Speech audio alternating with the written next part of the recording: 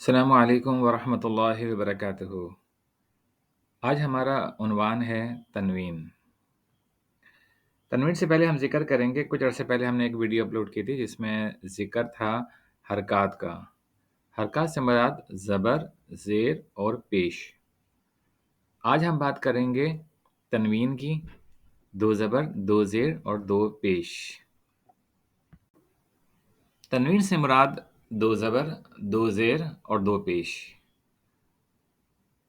جس حرف پر تنوین ہو اسے منون کہتے ہیں۔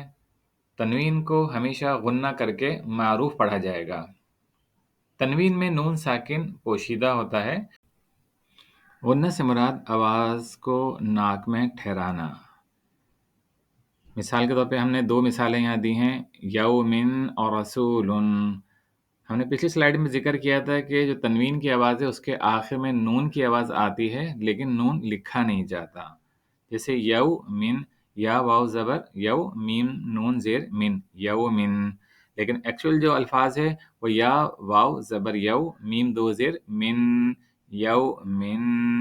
دوسری مثال ہے رسول، را زبر را، سین واو پیش سو، لام دو پیش لون، رسول۔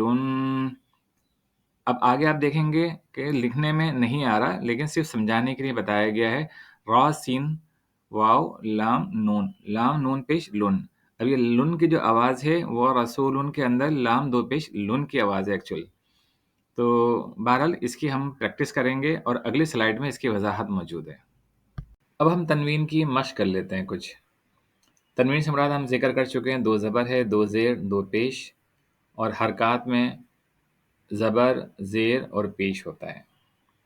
دو زبر، دو زیر، دو پیش میں آواز کچھ لمحے کے لیے ناک میں ٹھہرانا ہوگی جس کو ہم غنہ کہتے ہیں۔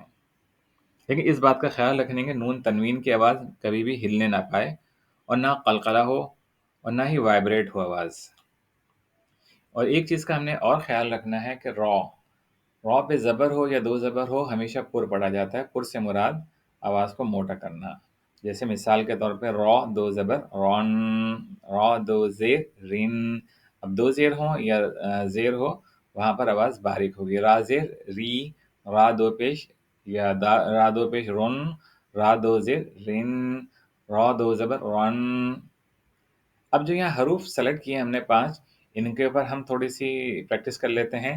زال دو زبر زن، زال دو زیر زین، زال دو پیش زون، نون دو زبر نن، نون دو زیر نن، نون دو پیش نون، قاف دو زبر قن، قاف دو زیر قن، قاف دو پیش قن، لام دو زبر لن، لام دو زیر لن، لام دو پیش لن، میم دو زبر من، میم دو زیر من اور میم دو پیش من۔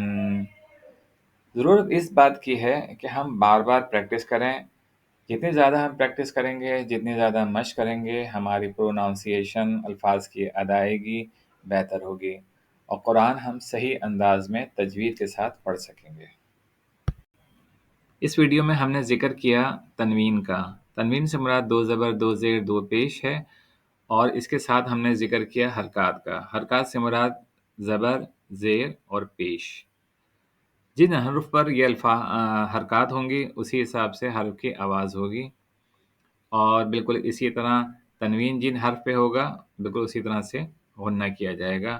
غنہ سے مراد آواز کو ناک میں کچھ لمحے کے لیے ٹھہرانا۔